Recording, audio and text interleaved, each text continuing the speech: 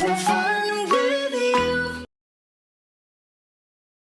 The Jose Rizal Memorial Protected Landscape, also known as the Rizal Park and Shrine, is a protected landscape and memorial to the Philippines' national hero located in the city of Dapitan on the island of Mindanao.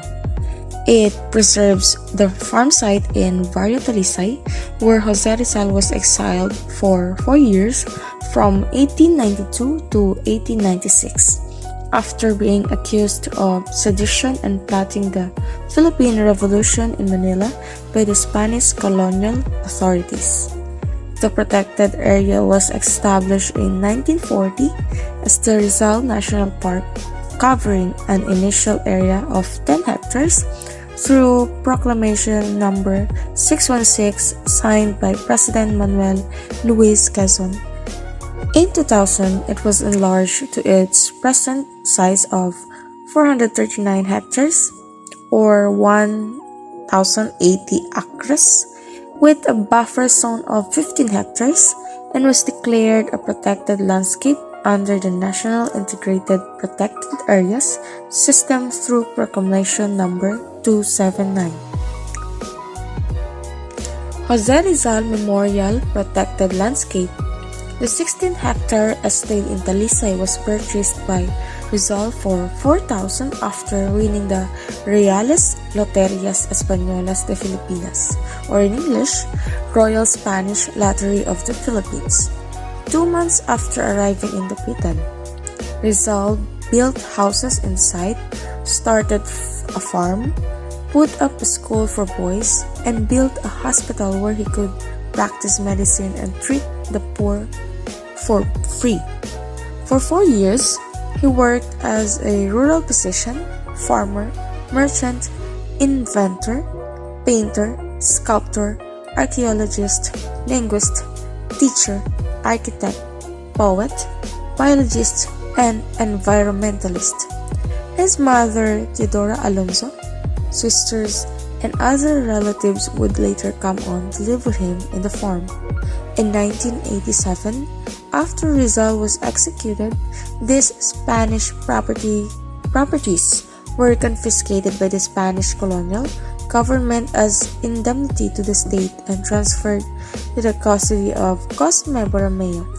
The site was then converted into a public park in 1913, with the structures built by Rizal reconstructed on their original site.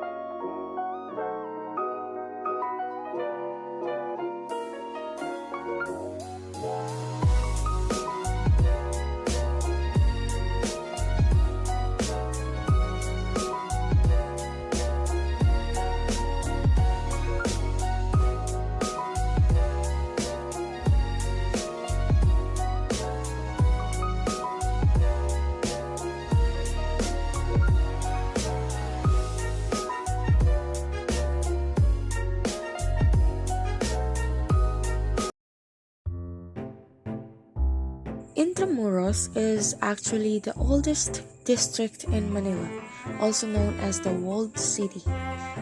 Visiting Intramuros is literally like going back in time during the Spanish colonization, as Intramuros is very preserved and still heavily influenced by the old Spanish era. Built in the 16th century, Intramuros is actually the original city of Manila, as well as the Philippine seat of government. It survived numerous attacks from foreign invaders such as the Netherlands, China, and Portugal, as well as the natural disasters. Centuries-old institutions such as schools and churches retain its original location within the walls of Intramuros. The Colegio de San Juan de Letran, a college established in 1620, is one of them. Manila Cathedral, also within Intramuros, is the seat of the Roman Catholic Archdiocese of Manila and has been visited by many popes like Pope John Paul II, Pope Paul VI, and most recently, Pope Francis. Manila's oldest building, the San Agustin Church, is also located in Intramuros. It was built in 1607. San Agustin Church and the Manila Cathedral are the last of the 7 churches that remained in Intramuros. Intramuros is also home to the famous Fort Santiago, a citadel that guards the old city of Intramuros. Built by Miguel Lopez de Legazpi, a Spanish conquistador, Fort Santiago is the site where Dr. Jose Rizal spent his final days on earth, imprisoned here before executed, and where special lives were lost in its prisons. The triangular fort has bastions on each corner and has a perimeter of 2,030 feet. Today, new buildings are found in the Intramuros, but it is currently holds the top position as the most visited tourist attraction in Metro Manila, according to the Department of Tourism. In the Shoes Museum, the fact that this shoe museum was built in the country's shoe capital city, Marikina, is rather appropriate. It is essentially a museum that serves as a storage for the shoes of the Philippines' biggest personalities. These include the shoes of every Philippine president, vice president, mayors of Marikina, and other politicians. But the main attraction to the Marikina Shoe Museum is the whopping 700 pairs of shoes owned by former First Lady Imelda Marcos, wife of the deceased President Ferdinand Marcos. From her highly controversial 3,000 shoe collection, check out all the different shoes that she wore for different occasions. Shoes either made in Marikina or abroad. Hanging above the shoe collection is a big portrait of Imelda Marcos, which makes everything look like a shoe shrine. It was also in the same museum that shoemaking pioneer Capitan Moy, or Don Laureano Guevara, was honored for his major contribution to the city's shoe industry. The Marikina Shoe Museum was planned by the then Marikina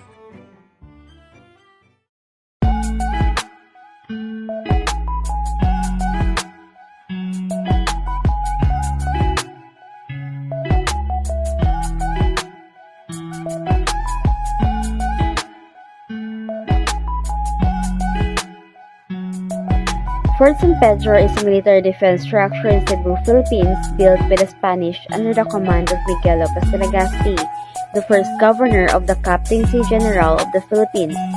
It is located in the area now called Plaza Independencia in the pier area of the city. The original fort was made of wood and built after the arrival of Legazpi and his expedition. In the early 17th century, a stone fort was built to repel Muslim raiders.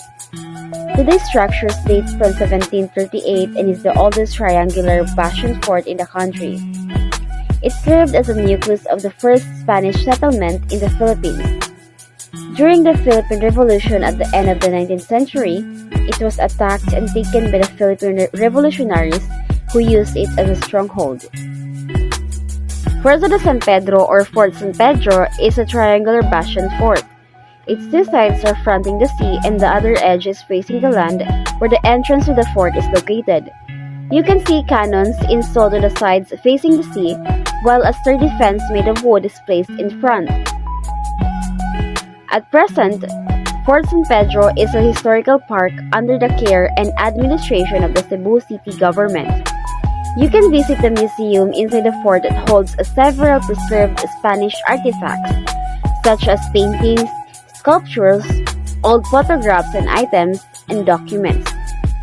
The spacious lawn of the fort now serves as a perfect venue for occasions like weddings, birthdays, and others, but only with a permit from the designated personnel. Fort San Pedro became a part of the American Warwick Barracks during the American regime. From 1937 to 1941, the barracks was converted into a school where many Cebuanos received their formal education. During the World War II from 1942 to 1945, Japanese residents of the city took refuge within the walls. When the battle to liberate the city of Cebuano from the Imperial Japanese forces was fought, the fort served as an emergency hospital for the wounded. The date of construction of the stone fort is uncertain, although there are claims that the Jesuit Antonio Campione built the stone fort in 1630, and the gate of the fort bears the date 1738 together with the arms of Castle and Leon. It is certain, however, that the fort underwent major renovations in the late 19th century as part of a building program to improve Cebu.